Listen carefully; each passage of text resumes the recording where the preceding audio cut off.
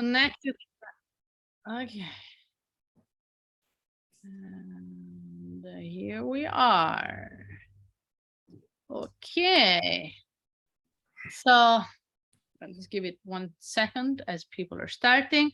So thank you everybody for being here in this hot afternoon. I understand is regardless of where, I don't know why I can't see my video. Okay, yes. My understanding is that regardless of where we look, it's hot, steaming hot everywhere, right? And so thank you for taking a break with air conditioning and joining us.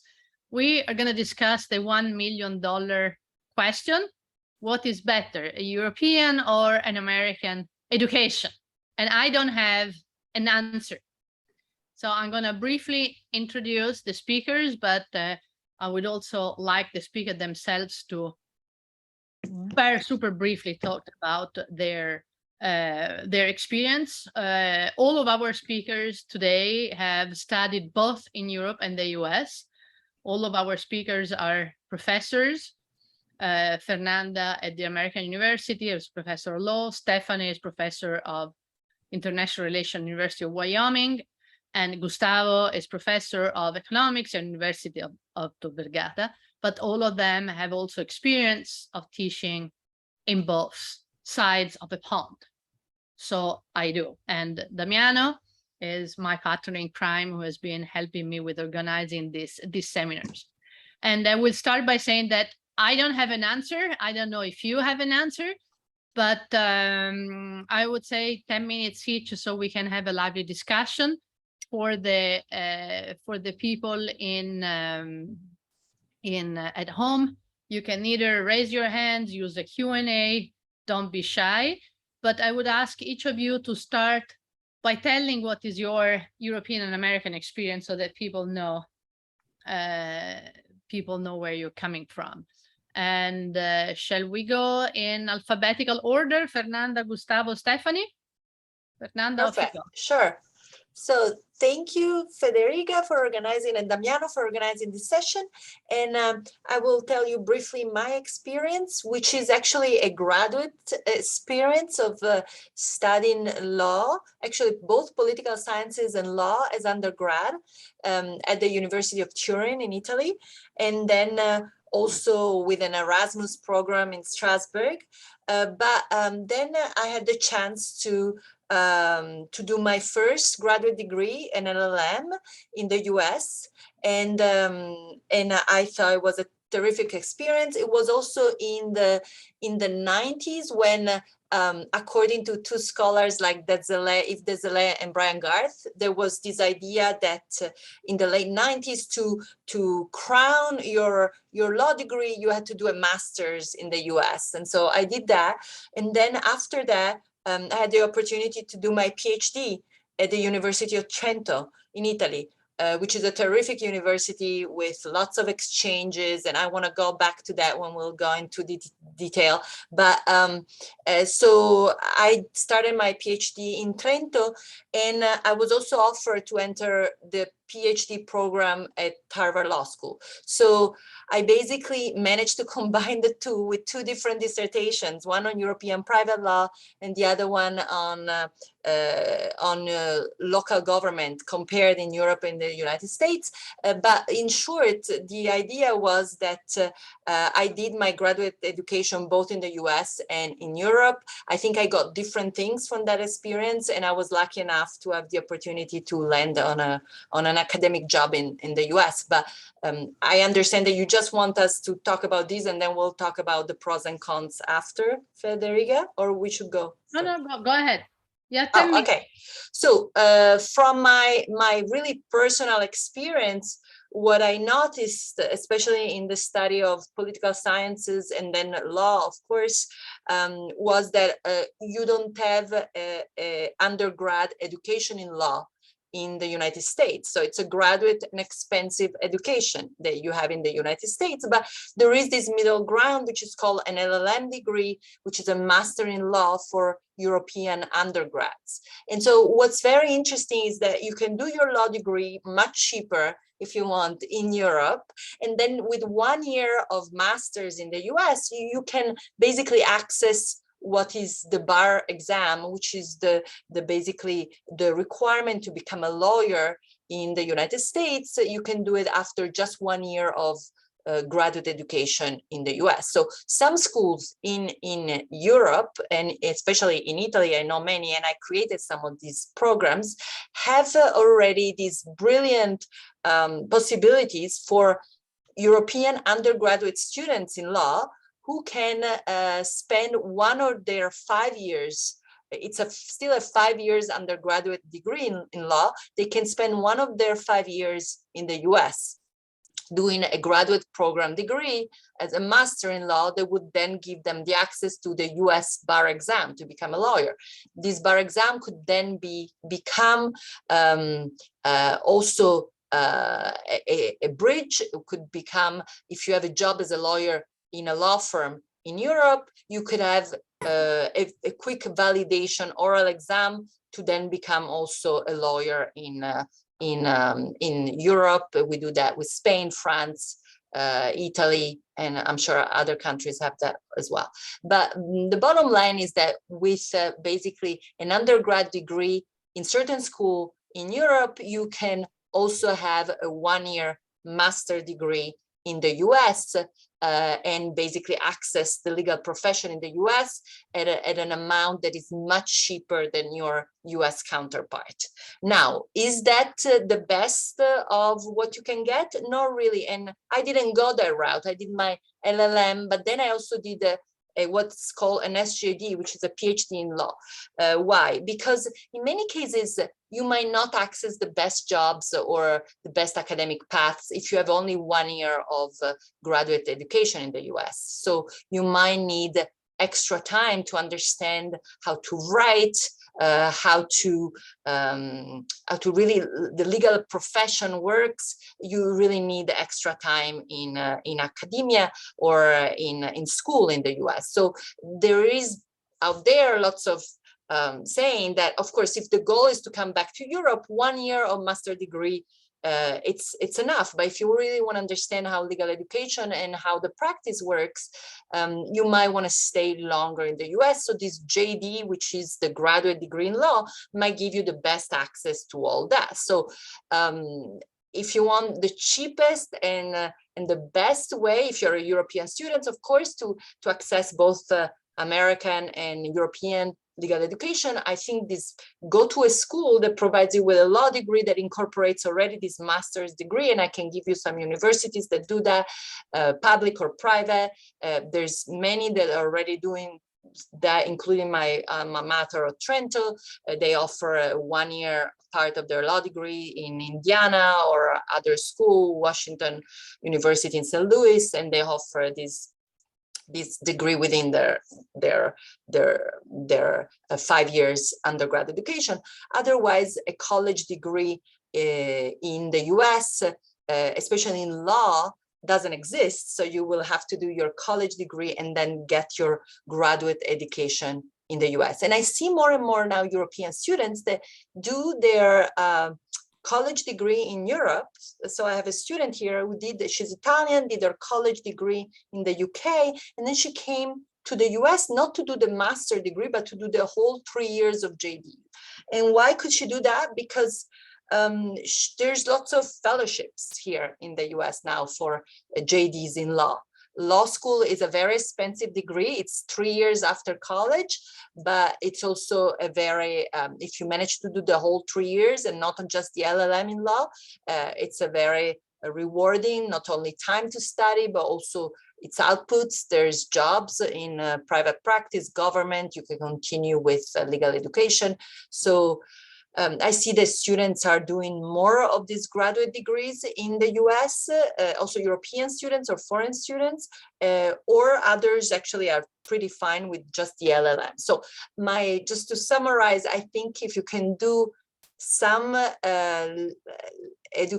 graduate education in the US and maybe an undergraduate degree in Europe, or vice versa, an undergraduate degree in Europe and then a master, not in law, but in other areas, in Europe. That's also terrific. I think it really depends what the student or what is your professional output, what is your end goal, and you won't know, of course, until you finish your undergrad and eventually your graduate studies. But there's lots of combinations, and it seems to me that it's very interesting with the internationalization of legal education in Europe.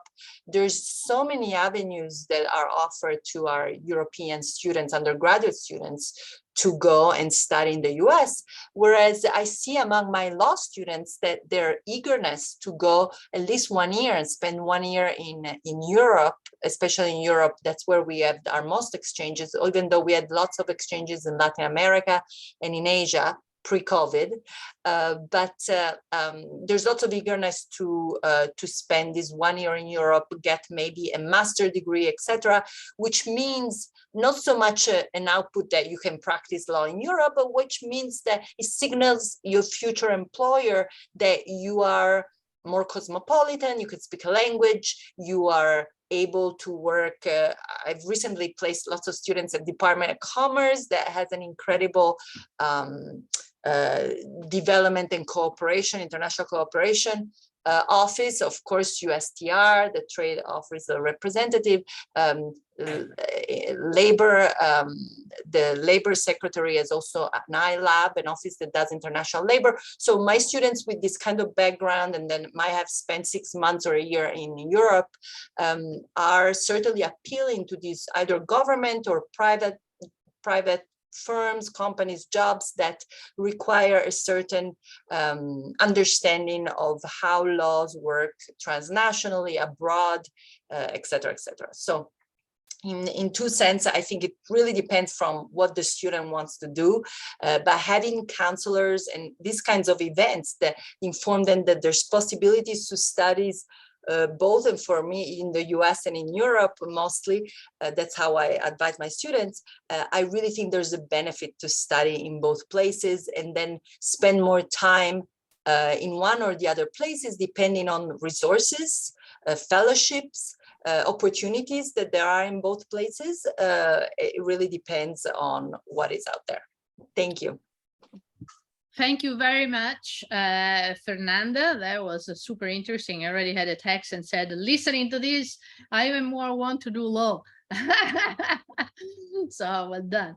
And now we're going to go to Gustavo. I'm a little biased, I have to say, because Gustavo has created the BA where I teach, and which is something at Tor Vergata, which is something really special and really brings all the different aspects into play. And we lost Gustavo. Gustavo, where are you? We lost our speaker. I switched off. Yeah, off you go. I switched off the air conditioning so that you can listen to me better. Hi, guys. Thank you so much for the invitation. Delighted to be here. Summing up, I got my bachelor in Italy at the university. I'm an economist by training. Thank you, Federica, for this invitation. I got my bachelor in economics. Then I went to do a PhD at Columbia University.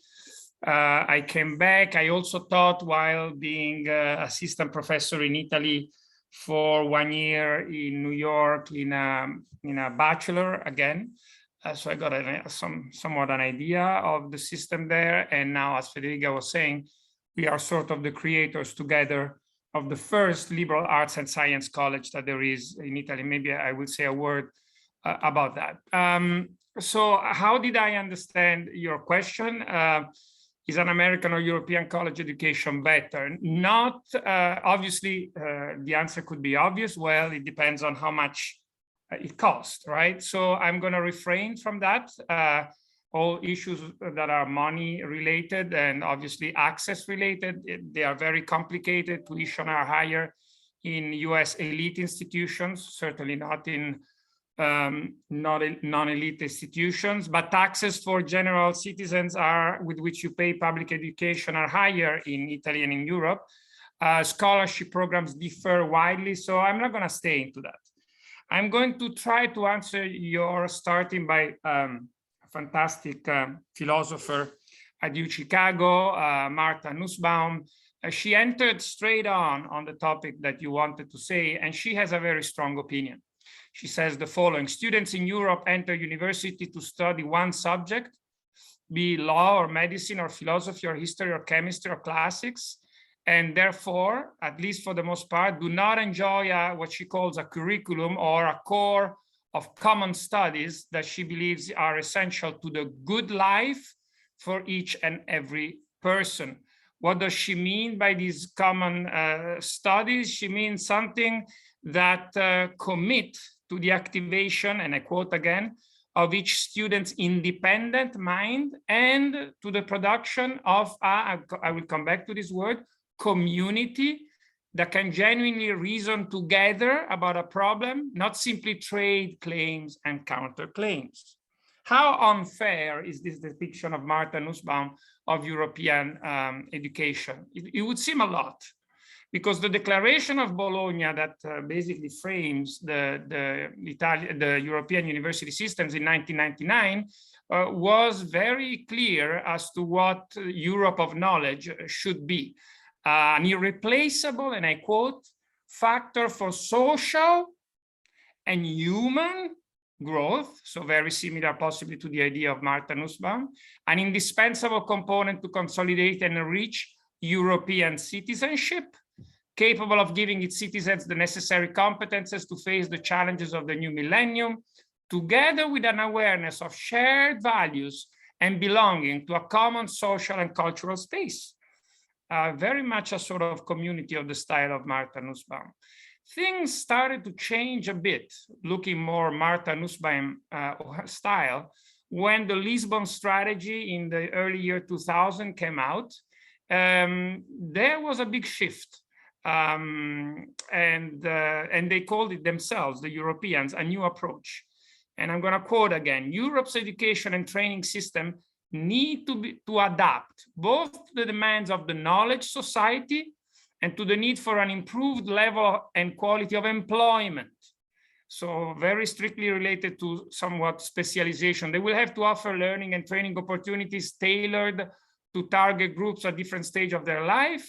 This new approach should have three main components: the development of local learning centers, the promotion of new basic skills, in particular, the information technologies, and increased transparency of qualification, very much related to efficiency, to finding a job, very far away from the notion of a good life, in a sense, or not necessarily strictly connected. And this, to prove that there was this shift, is to say that this was not digested well. Damiano may know this very well. He works with European universities a lot. There was a joint declaration of the European universities in Budapest and Vienna made in 2010, which was taking account of the recent, and I quote again, protests in some countries have reminded us that some of the Bologna aims and reforms have not been properly implemented and explained. We acknowledge and will listen to the critical voices among staff and students. We note that adjustments and further work involving staff and students are necessary at European, national, and special institutional level to achieve the European higher education area as was envisaged in the Bologna process. So where do we really stand with all this? It's interesting that in the Bologna statements, you connect the European values to education. European values, typically you think of what? Human rights, democracy. So I really, it must be obvious to all that the argument is not that democracy in Europe fosters education. The argument of the Bologna process is the opposite. It's that education strengthens democracy. Now, this, for some of you, might be very much related to Greece and Agora, that we so much cherish as a first example of democracy. And actually, the Greeks were very unhappy about how the democratic polis was heading into its early stage, into its late stages. And you have Aristophanes, for example, that complains that we are growing so incompetent in the governance of our democracy that the rule of tyranny, whether because of majority that leads to tyranny or tyranny that itself immediately, is about to happen. And interestingly enough, Aristophanes says, no, we don't need an aristocratic ruling. We don't need to go away from democracy. But to strengthen democracy, we need to widen public education to enable more people to develop the necessary capacity to do what? Go again to Martha Nussbaum, to lead one's own life in a virtuous manner, and consequently, to develop the necessary skill for successful leadership. So what really Aristophanes had in mind is the competence to govern oneself and the others. And he would claim that this would be very much related to educating people to the capacity to listen, to speak well, to make good arguments, rhetoric, sociability, civility, empathy, what is basically called today in our 21st century soft skills, right? With the capacity to communicate. Now, interestingly enough, the word communication has the same root as the word community, right? And it brings us to the idea that communication really becomes real only once you share it. It's not enough to speak or write. Communication takes place only when it is received and understood and shared in common. Why is this important for Europe? I believe it's very important for Europe because Europe's democracy, a little bit like the Greek one, European, not national member state. European democracy is still very weak. Our European agora is very weak. Our European agora is weak also in terms of populism dominating, inequalities dominating that generate populism. I want to remind everybody that in the 1920s, sort of high bourgeoisie France accepted a common university for the rich and the poor at only one condition. And the condition was that soft skills were not to be taught in French public universities, because the bourgeoisie saw soft skills as the key element of success and wanted and was very well aware that soft skills were taught in the families only by rich people and not by poor. So in the end, you asked me to talk about this experiment that we did. We founded the first liberal arts and science college in Italy called Global Governance. We have it's not true that liberal arts and science college will teach interdisciplinary, in an interdisciplinary way, the quote unquote good life of listening and sharing and living together are restricted in Europe, like in Italy. There's a European consortium of liberal arts and science colleges, ECOLAS, which gathers a lot of programs, especially in England, in Holland, in the UK. And so these things exist, but they're more limited compared to the Anglo-Saxon world. Martha Nussbaum, to end with her again, she's really a big supporter of what she calls a cosmopolitan education. And I think she believes that this cosmopolitan education that is so important is more developed in the Anglo-Saxon world rather than in the European space. She says that learning the customs and tradition of other people helps us to better understand our own traditions and ourselves. She says that we live in a world in the 21st century in which the destiny and survival of a nation depends on how we tackle important global issues together. She says that cosmopolitan education helps us to recognize that we have moral obligation to the rest of the world that are real and that otherwise would be unrecognized. She claims that, contrary to my opinion, that a cosmopolitan education is meant to fight what she believes are harmful nationalism. But there is a lot of debate on this part. We wanted to call our course local governance because we thought that instead, especially possibly in Europe, where there are so many diversities still, starting from local cultures to debate about them, share them, is the best way to find an agreement at the global level. So I'm going to basically stop here. But just to say that, yes, there are differences. The potential in Europe to develop programs that are more inclined to teach the good life by sharing and living together among diverse people is tremendous, and possibly it was very much needed in the 1800s in the US, where there was so much diversity and lack of understanding across states. We are possibly less today, and possibly we are in Europe very much in need, like in the 19th century in the US, of an education that changes, which doesn't mean going against single disciplines, but it means framing single disciplines in a larger view of what a good life is. So I think that we might learn a lot from the US experience, but then we need to frame it in our European values. And I think we haven't done everything that we could in that direction. Thank you so much. Thank you, Gustavo. Last but not least, Stephanie Anderson. Stephanie, off you go. Hi, thank you very much. I'm Stephanie Anderson. Just a little bit about my background. I went to Georgetown University School of Foreign Service.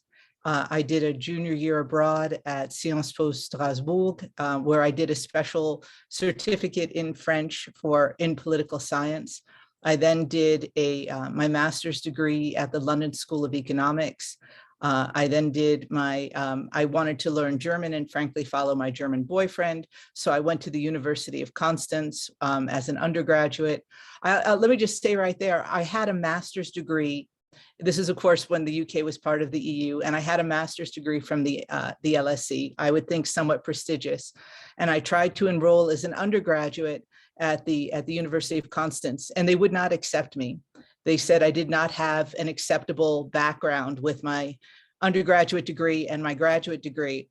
And they said if I didn't have an Abitur, there was no hope of my entering. So I wrote my high school and I said, could you send my transcript? And so I sent my transcript, and that baffled them and they let me in. But just an interesting aside of some of these issues that have come up. That was an interesting educational experience. It was not very good in my eyes. From there, I got into a PhD program at the University of Cambridge.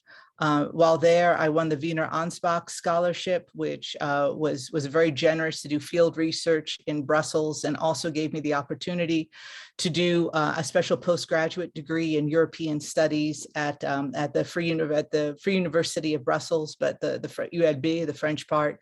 And then I did my degree there also in French, so I have 2 degrees in French.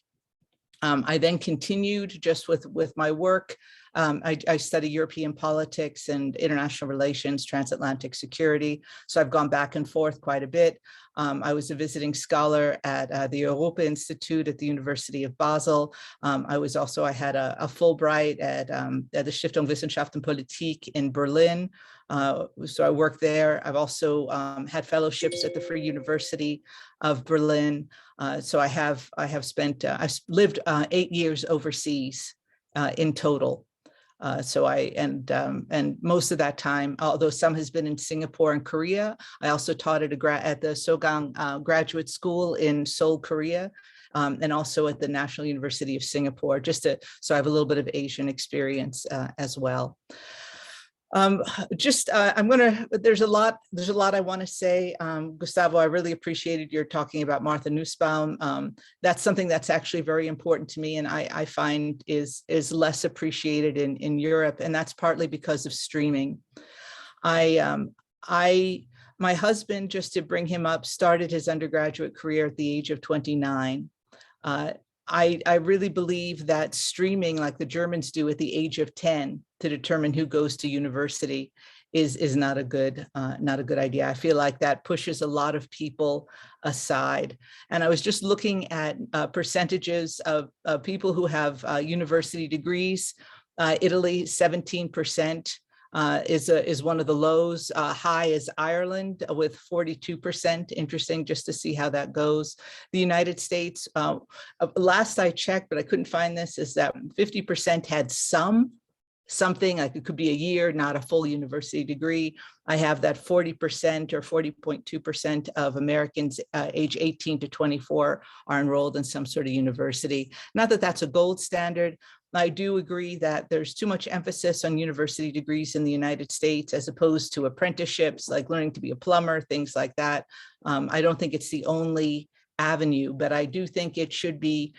I guess I'm really influenced by the film Ratatouille. I don't know if anyone likes that, but I believe there's genius everywhere. And I teach at the University of Wyoming. Although I have, I think I could say some extremely prestigious and elite degrees, I take incredible professional and personal satisfaction teaching at one of the least expensive universities in the United States, where we accept, I think it's like 98% of all people who apply. And I teach students with a rainbow of ability. I teach students who frankly should not be here. There's just no question. And then I teach students who are as good as any student in the world. And I stand by that. And I stand by our record of students who have won prestigious scholarships like the Marshall, the Rhodes, the Gates, the Truman. And we are able to compete nationally. So we have a very interesting student body. I want to just something Fernanda said. I was really interested in the idea of a European studying law in the United States. I'm not sure what the purpose is, and let me explain. I have tried for my entire life, I'm 55 years old, to get a blue card. I guess I should have married a European, but I didn't. But there was no way for me ever to get a permission to work in Europe. It was not possible. And I found that when I came out of the UK with my degrees from the LSE in Cambridge, that I could have gotten any job I wanted in Europe. I had the connections, I had the network, I had the reputation. I did not have the visa. And in the end, I had to go back to the United States. And a lot of people said, well, why don't I know your supervisor? And it's like, oh, because he's in the UK. And they're like, well, we think those degrees are inferior. And interestingly, I don't know if you know William Wallace, one of the biggest people in my field, taught at Oxford. And yet this one person who shall remain nameless said, oh, we don't look at anyone who has any European degree. We'd never hire them. They're so inferior. And I wanted to say, are you going to say that to William Wallace? Are you going to say that to him, that he's inferior? But I got a great deal of prejudice personally as an American in Europe. I got a great deal of prejudice. And as an American with a European degree, I got a great deal of prejudice. And it was difficult for me to get jobs. Like if you're talking about the Big 10 schools that really produce all the PhDs and have all the influence in the United States, those jobs were given away by the elite. The professors, I'll say like the Bob Cohanes and the John Mearsheimers, who would call people up and say, I want you to give my student this job. And then I don't know how bad it is to get a job in Europe. I'm not sure. But one job at Northwestern, 750 people applied for one job and it went to the person's wife. So it's been extremely difficult. And I always felt like I had the wrong pedigree. And that was extremely frustrating. So my point is, let's say you pass the bar in the United States, in whichever state you're in. Well, you still can't practice if you don't have the right, legal standing, if you don't have a green card. And those are difficult to come by if you're lucky enough to win it in a lottery. But it's not like something that comes easily. And when one considers the glut, I'm sure you're aware, the glut of lawyers in the United States, I'm not sure why someone would say, stop the presses, let's go and through all the extra paperwork and explain to the government why this person is superior to all the other thousands of lawyers who are unemployed in the United States. So I think there are just still some issues this way, which are very frustrating. If you look at the history of education in Europe and the United States, with the land-grant universities under Abraham Lincoln, were really looking to educate the masses. Now, of course, before that, you had places like the Ivy League schools, like Harvard, that was founded, I believe, in 1636 as the oldest university in the United States. And that university was really, John Harvard went to Cambridge. He actually went to my college, Emmanuel College, Cambridge. And his goal was not to educate people so much as to create a place for elites to go in the United States, right? It wasn't about mass education. And so there've been two parallel lines of these land-grant universities, even community colleges that are really to educate the masses. And then you have these elite schools where, you basically your parents had to go for you to be able to go in. And I'm sure you've heard about some of these scandals with Harvard and the like about who gets to go in and to disclose what their metrics are. Another big thing in the United States was the GI Bill after World War II. That really changed demographics in terms of encouraging people to have a university degree. And that was one of the great levelers and arguably one of the things that made the economy pop so much in the 1950s. You could also argue that it had implications for Vietnam, for people trying to get out of Vietnam, as well as to discuss, like a la Martha Nussbaum, to discuss the merits of Vietnam, but very important that way. So if we look at the American system, there something that drives me crazy about the United States is yes. Oh, sorry. It's like, yes, I will tell you what drives me crazy about the United States is that it's European. Like when you pay VAT for taxes in Europe, you just pay one number. And the United States is always about, the expression is nickel and diming, always giving you this tax, adding it on top, and this tax and adding it on top. And instead of paying one like comprehensive tax, it's you have to pay your sales tax, your local tax, your city tax, your county tax, your state tax, your federal tax. And it just makes things extremely complicated. But these are the taxes that fund universities. And it's part of the reason why universities are so unevenly funded throughout the United States. And then that combined with a tradition of the elite paying because they could for their education, and then you have financial aid for those who are not quite who are trying to jump into a different class of society, and then they can get in. But it gets very complicated to cobble together enough money to go to university. Whereas in Europe, in Germany, it's free for everybody. And I want you to know that I took advantage of that for my daughter. My daughter graduated from Stanford, and where she did get financial aid because Stanford has such a huge endowment. And there's also the tradition of philanthropy in the United States. So people are always giving to their university, partly to increase their own prestige, of course, right? To do good, but also to increase, if they can make Stanford more prestigious, then that reflects well on them. And let's be honest, they'll probably get their kids into the school then because they gave so much money, right? But I sent my daughter from there to Munich, to LMU, because they had an excellent program in neuroscience, and I couldn't afford my professor's salary to pay for a master's degree that way.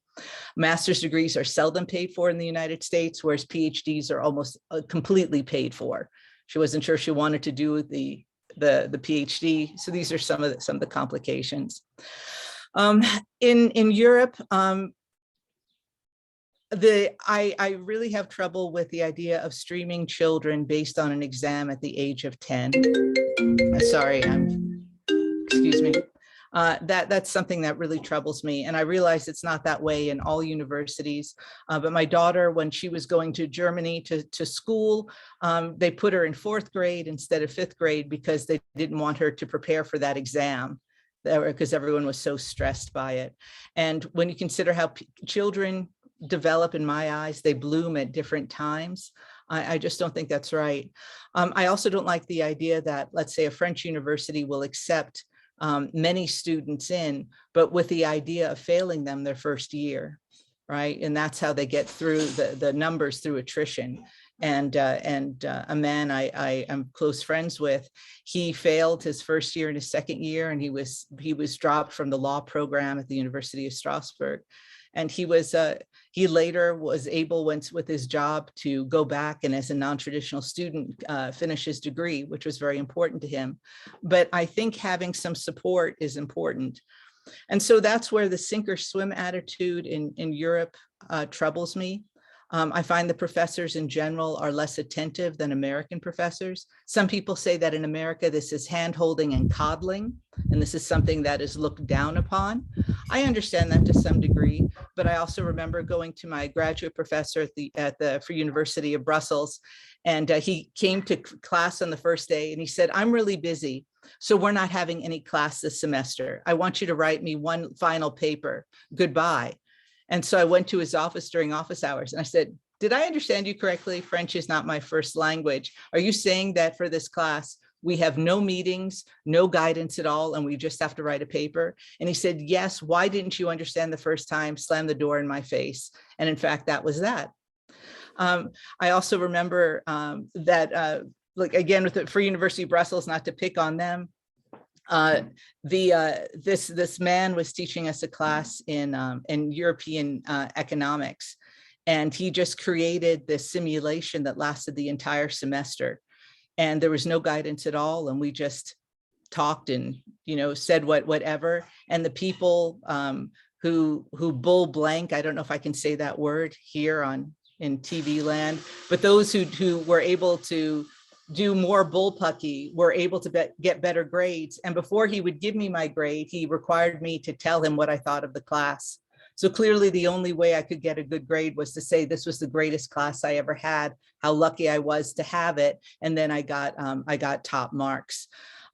These sorts of things, much less likely to happen in the United States. I do appreciate the idea of a syllabus, how clear it is. To this day, part of my job is to compare European syllabi with American syllabi to determine what is of equal weight to provide course credit when they come here.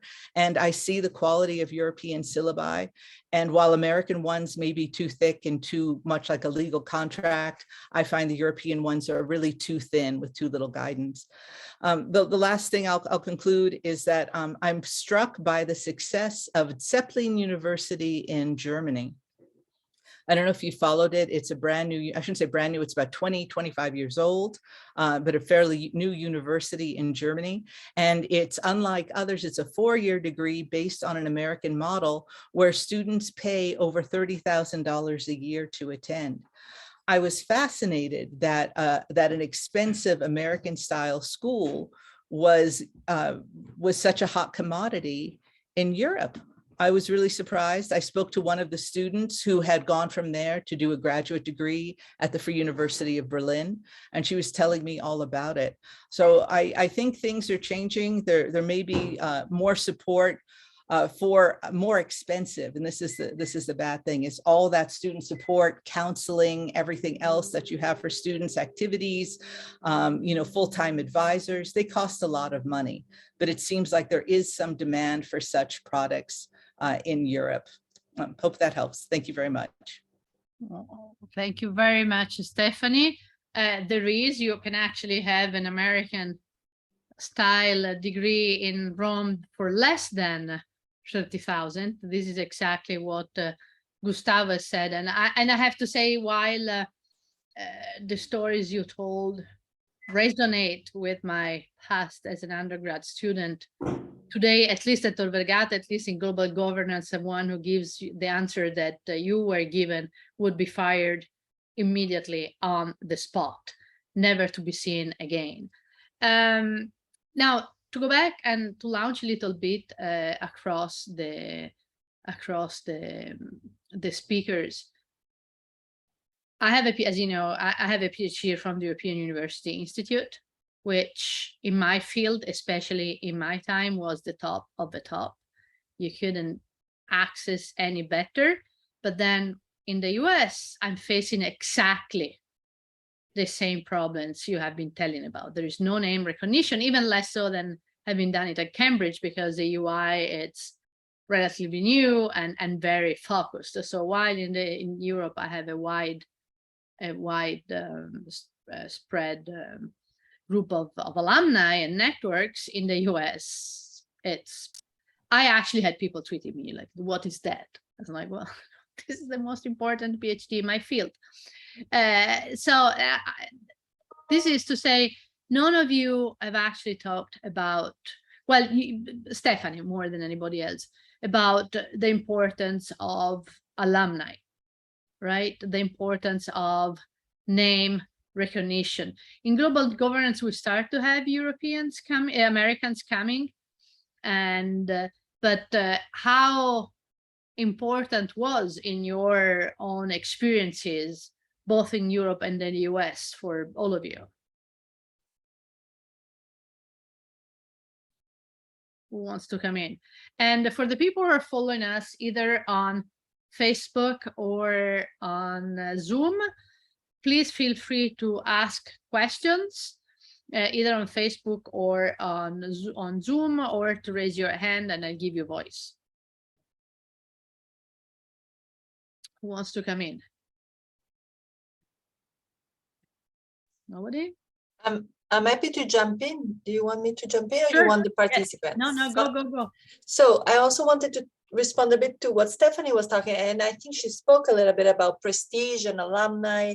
And I see that in my case, when I had the chance to do a graduate degree in the US, and my two options were McGill in Canada or Harvard in the US, and for comparative law, actually McGill probably was the place to go more than Harvard, but Harvard had, as you call it, the prestige, and the price was not that different at the time. I did it in 2001, right now before 9/11.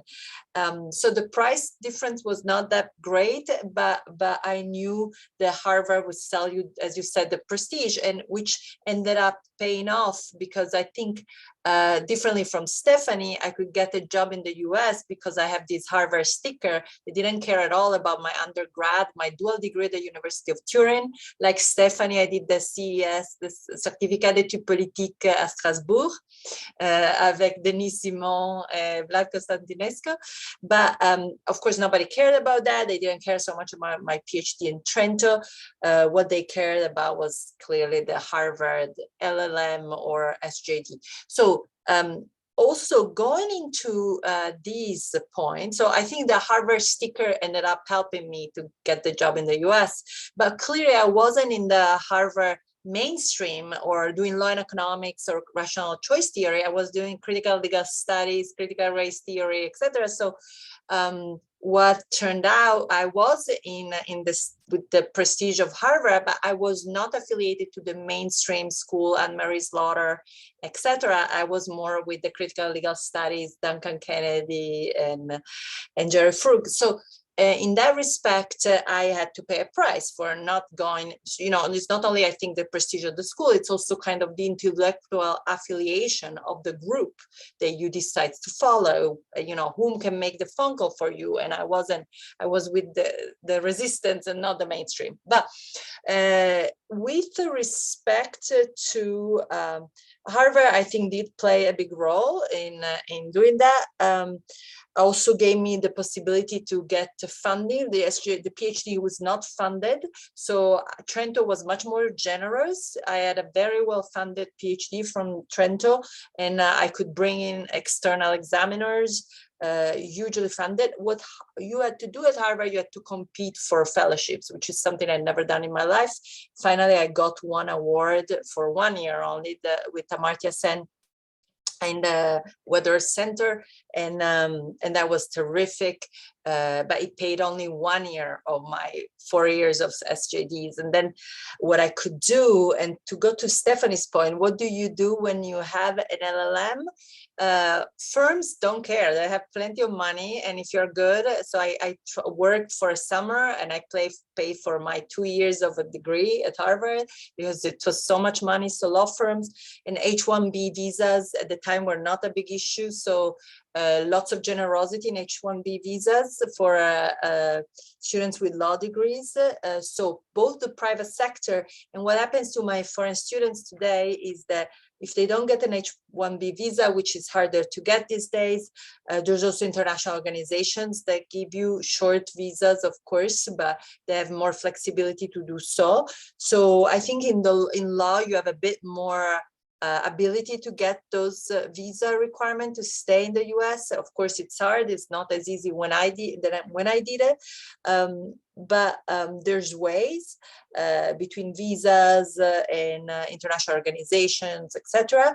There's also practical training that you get 1 year to stay in the US after your degree, so you can do that. On the other hand, for the Americans working in Europe and doing what exactly the Stephanie situation, that's much tougher. In fact, I tell my students, if you are not a dual citizen, or go and grab your Italian citizenship somewhere, or go and find your Spanish citizens. Also, if you ended up being from a Jewish origins and whatever, go and grab those citizenships. Much harder to work in Europe. Again, some loopholes with the American law firms. American law firms are much more globalized in Europe. So you have big firms working in Paris, Brussels, Geneva, of course, London too. Those are the big bar. Again, international organizations, also possibility, but much harder, of course. So I did find it harder for my American students to study in Europe than vice versa, the Europeans to study in the US and then eventually land on jobs in the US. So that's true. And finally, my point to the prestige, I think that the Italian prestige is now being built by private universities a lot. So Lewis and Bocconi do have names abroad, and they have these much more expensive degrees. Certainly Bocconi more expensive than Lewis, is about 25,000 euros per year, something that I was shocked to learn when I found out. I think Lewis is cheaper, is below 20, but I think what you're doing at Tor Vergata is terrific. So I know Trento has a big prestige abroad. My alma mater is the University of Turin. They also have lots of programs abroad. I think there's a lot more to do. Part of it is also the town. I don't know, Trento has done it because it's a small school and very dynamic, speak lots of languages, but I think in Rome you might have also more ability to attract more international programs. And as to the prestige is built on alums, and this culture of alums doesn't really exist as much in Europe. I've been trying to work with Federico II in Naples, that has incredible alums, especially when it comes to EU law, has a whole set of alums of judges, of people working in European institutions from the get-go, because the Napolitan school has been very active in European law and European politics. But I do find it's hard unless you have very entrepreneurial colleagues, like I have Roberto Mastroianni in Naples, who's also now a judge at the Court of Justice, who have really moved and tried to use the name of Federico II and mobilize the alums to say, look, you were educated here, give back. And so I think it's really hard to bring this this funding like American schools do. This idea of giving back is not that out there yet, and I think it should be, because if people had this incredible opportunity in Europe, they should go back to the university. And for me, both the University of Turin and Trento are really places where if I can give opportunities to students to come here because they come from the schools, I do it. I receive their graduate students. We try to do MOU agreements so they don't pay money when they come and do research here. And I really think it's important to give back to these places that allow us to get our education. And for me, there were two public universities in Italy that did an incredible job in opening up opportunities for me. And the very last thing that I want to say is there's lots of grants out there for both for Americans and Europeans, but of course for Europeans coming to the US, where education is more expensive, there need to be more of this kind of agreements with US universities so that we can give a favorite tuition or cut the tuitions. And so to my disappointment, when I did my agreements, and I worked a lot with my Lewis agreement, and it was kind of easier to work with Lewis to do this kind of dual degree agreement than it was to work with other public universities, because when our American students go to Rome and they go to a private school and something is wrong, it's very easy to call the phone and say, oh, this is it. And they get a level of attention that is similar to the one that they have here in this very expensive American university. differently from Stephanie, has a private, it's all based on private tuition. Our tuition is very high. Our law students spend a lot of money. So the fact that we do these kind of zero-sum exchanges for European students is huge. And I wish we could do it more with also public universities. We have one that is very successful with Nanterre, Paris, and we offer a dual degree. So students finish their law degree in Nanterre and their law degree at American University with a dual JD in the US and licence en droit in Paris. And this has been going on for a long time, thanks to several professors in Paris who created this exchange. It's very successful, and that shows how with a public university has worked really well. And we have lots of alums of that program that could talk more about this. Thank you, Fernanda. And two things, this June, over half of the students who graduated with me had a dual degree. And I personally find that European universities are way more internationalized, and there are way more international opportunities than they are in American universities. We also have a question from the public, Teresa Marchiori, who asked, thank you so much for your great presentation. I wanted to ask your presenter whether they see this prejudice against European degrees is still alive today, both in the academia and the professional world. So I would like to know who can answer to that, but also as a sub question, Gustavo, now you are doing I've been doing global governance for a few years, and you have had the students from all over the world. Mm-hmm. So you may have a concrete feedback on whether a European degree is worthful or not. Is what? Worthful or not. I mean, is there a stigma like Stephanie and myself were saying, and but Teresa asking, or in the professional academic world, or not? Okay, so obviously we have to talk about resources, right? So Fernanda starts talking about, correctly so, private universities in Europe being more prestigious because they have more resources, and that's a difficult one to catch up. So you might say that there's a stigma for public universities, but I think for public universities, the issue of resources is more complex because there's another dimension, which is that we have 24 hours per day, and we have two tasks. We are multitasking. We are supposed to do two things that are key for our job. One is called research, and the other one is called teaching. Now, the contract, I mean, it's very difficult to speak in general about Europe, but it's also, I imagine, very difficult to speak in general about the US. But certainly what I see clearly happened in Italy, but in many European universities in the past 20 years, is that the contract has changed dramatically.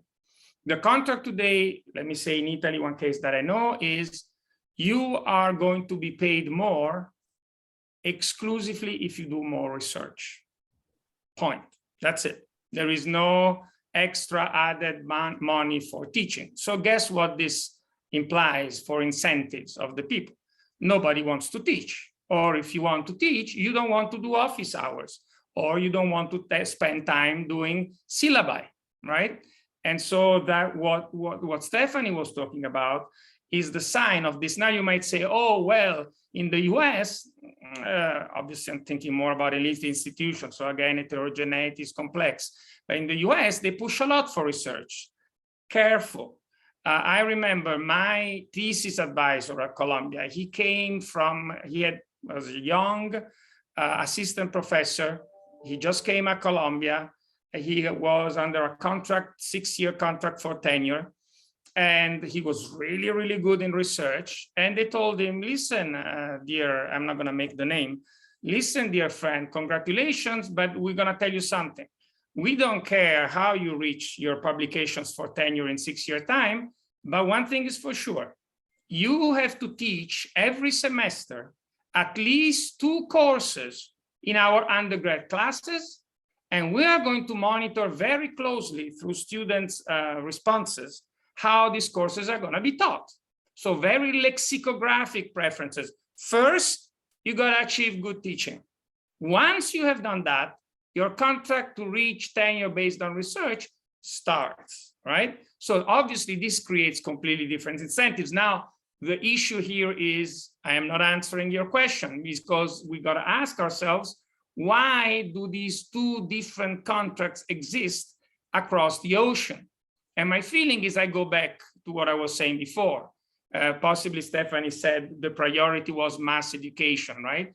There is a sense, whether it's mass education or the virtuous classics in the elite institutions, there is a sense in which the history of United States education in university has to pay tribute to teaching.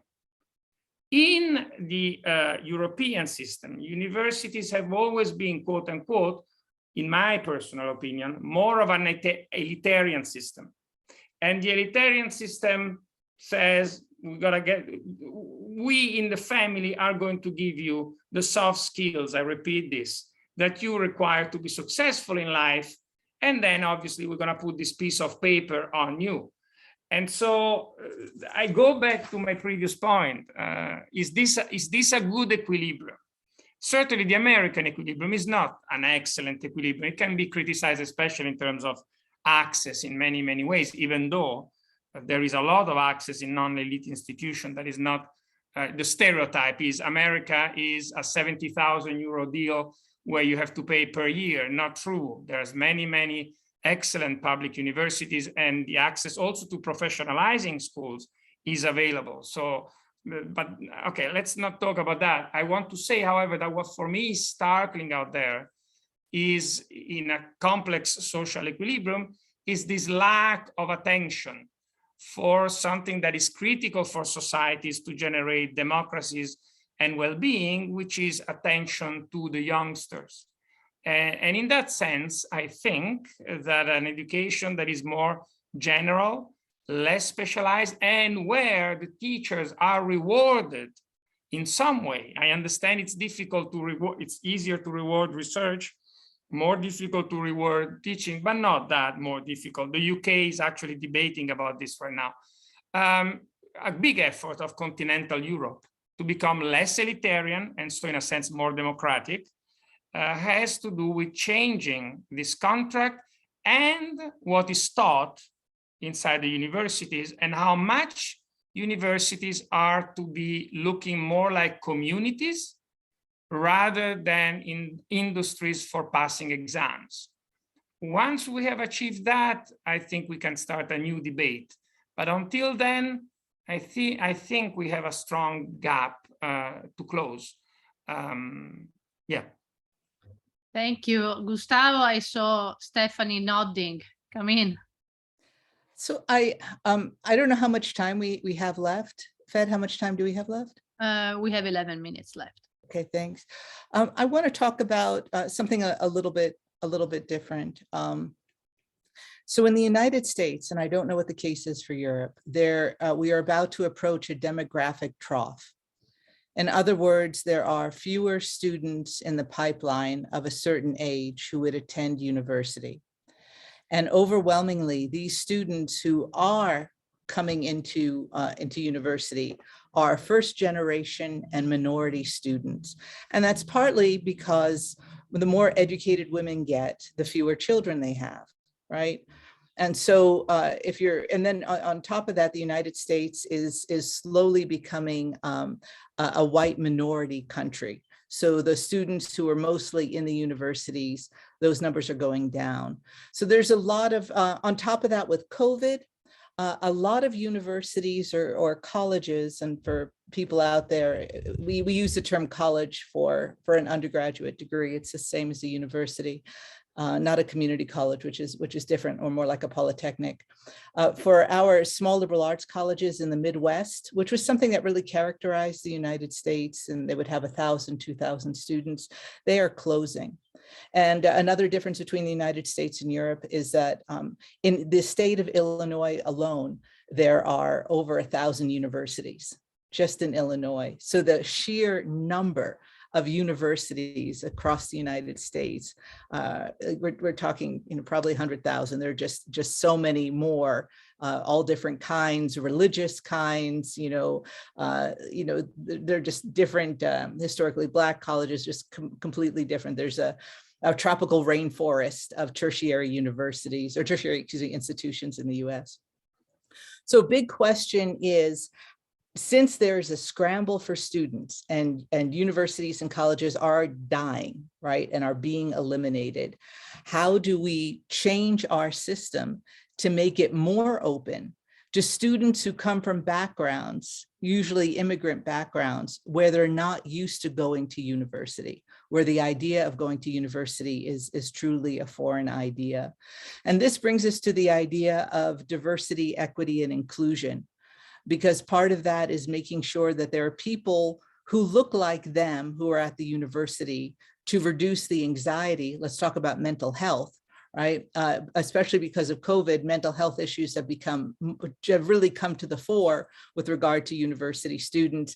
And I don't know if you've been following the number of students in counseling, right? There's a lot of, let's say if you read the New York Times, there are a lot of articles about mental health of college students. So this is something that we have to be very, very attuned to. So what I'm hoping for the University of Wyoming, and we need to have about 14,000 students to be successful. Right now, we're at about 13,000 students. There is hostility from state legislatures. This is something that, thank goodness, the Europeans don't have to deal with, but there's hostility from Republican-dominated state legislatures that truly wonder about the point of a university degree or any education. For example, people will say from my state, if you educate the student, they'll leave the state to get a job because there's no job here. Therefore, it's better not to waste the money on some liberal professor from the outside who comes into the state of Wyoming, who will brainwash a student in, let's say, critical race theory, just Fernanda, because you were talking about that, and makes them leave home. It'd be better to save money and keep my child at home. Let's just not educate them at all. And there are a lot of people in the state legislature. For example, we have had now twice the proposal to get rid of gender and women's studies, partly because of the whole trans politics that are going on. So in that backdrop, how do you bring in enough students who don't normally come from a university going background, do you see what I mean, family, and make them feel comfortable? My hope is that we are very welcoming. I think, Americans are friendly. I think I can say that as a stereotype that most people would agree with. I say that if we were a dog, we'd be that golden retriever that slobbers all over you. It might be annoying, but you can't help but pet them because they're so cute in the end. And so I hope that we are welcoming enough that we can attract mostly, let's say, Hispanic students, right? And bring them up and provide a nurturing safety net, a nurturing context that they will feel comfortable coming to university. Because if we don't, I can't speak to Europe, but in the United States, more and more universities are going to close their doors for good, because the demographics are such that there are simply too many institutions for too few students. And so we have to change our ways if we're going to attract the students that are available. And those are not the traditional students we've had in the past. Thanks. To be frank, if some of the for-profit lousy university close, we are that. Yeah, I have to say, I wasn't even including those. I am a total snob and I hate them. And I'm not talking about diploma mills or anything like that. That goes back to the point of the cost of an education, which as a prospective student, you have to consider.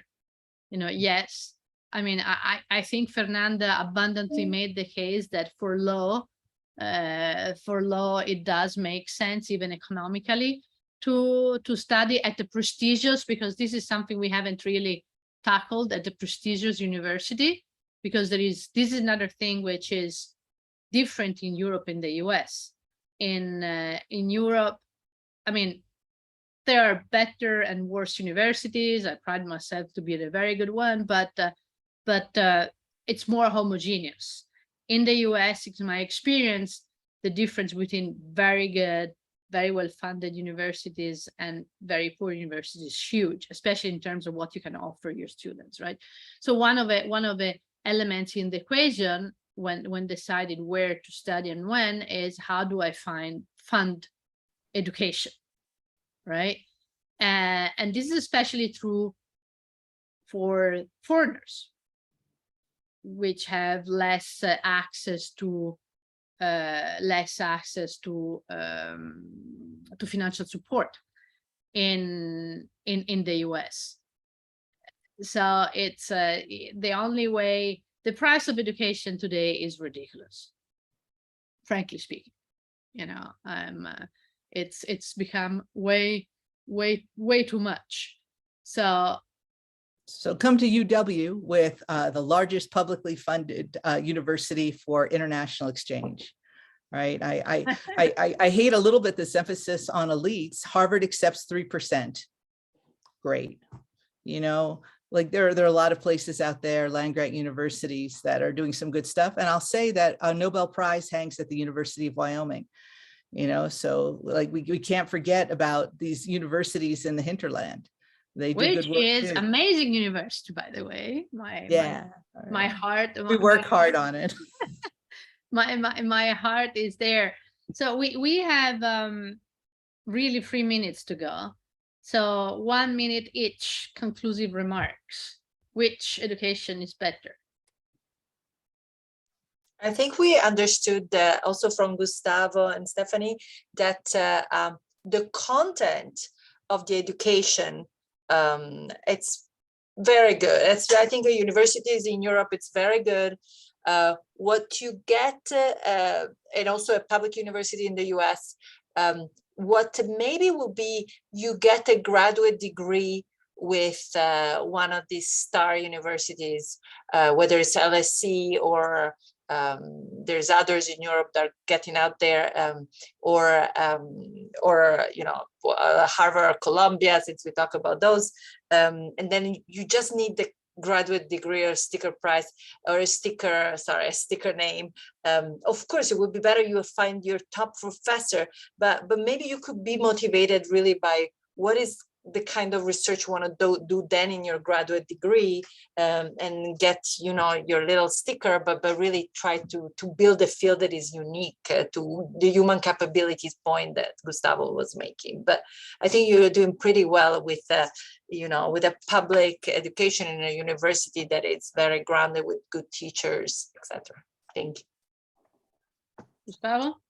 I saw Robin Williams as a teacher being kicked out from a liberal arts and science college after telling his students carpe diem, right? And I think that we have to think less about the future and more about the present of these young individuals. And I think we have to give them the best 3 years of their life, no matter what is going to happen next. We focus too much on their future and too little on making those 3-4 years the best in their lives. Obviously, best has to be declined under many dimensions, and we can debate about those. I've tried to say that there are a few people there that say that the classics have a lot to teach us about what is a good life. But I can tell you that I try every day to be sure that my students enjoy a lot what they're doing. We fail tremendously because of lack of resources, but that's a different issue. Steph? I just have to say, please be careful with media portrayals of universities. For example, Dead Poets Society is not about a liberal arts college. It is about a high school, which is a bit akin to Eton, if you will. So very different rules apply. I'd also say my daughter goes to Wellesley, and Mona Lisa Smile, all these Wellesley alums wrote to say how it was not like that in any way, shape, or form. And we do have to be concerned about that. I think the bottom line is that I do prefer the American system, and I could go into a few more reasons why. Nevertheless, I have lived 8 years overseas and attended all these universities in some way, shape, or form. And the bottom line is that to understand other people to understand other cultures, to understand other ways of learning. It is absolutely vital to get out of one's comfort zone and to go and to experience and to stretch oneself and one's mind and to meet other people and to discuss these ideas. Because American students, certainly, I can say that. Let's not forget that in the United States, you can get in your car, drive 24 hours in any direction and still be in your country. And that really creates a strange mindset for Americans that I'm sure people recognize. And being able to send these students overseas and to listen to others and what their perspectives are and vice versa is the greatest gift there is. And even if I think that it's better to assess students on a weekly or biweekly basis, as opposed to one high stakes exam at the end of the year, which is more of a European style. The point is that it's important to go to both places and to examine and to see what works best for you. For an independent-minded student who doesn't need a lot of supervision, I think Europe could be a really fabulous place to be. For a student who's a little more anxious, might be better to get a little more hand-holding in the US. But in the end, I would say, there's so much from both places. And they're all, look at the fact that we're having this conversation here. There's so much cross-pollination in any case. There's just so much good that comes out of that. I'm a fan really of both systems. Thank you very much to all of you. That was super interesting. We are gonna continue discussing this related topic on Thursday, things you needed to know before you apply to college in both Europe and the US on Thursday. So please join us on Thursday, and I will send the link around of the registration. Thank you so much for being with us, and thank you for those who followed from home. Thank you again. Ciao ragazzi, bye, grazie Fede. Bye.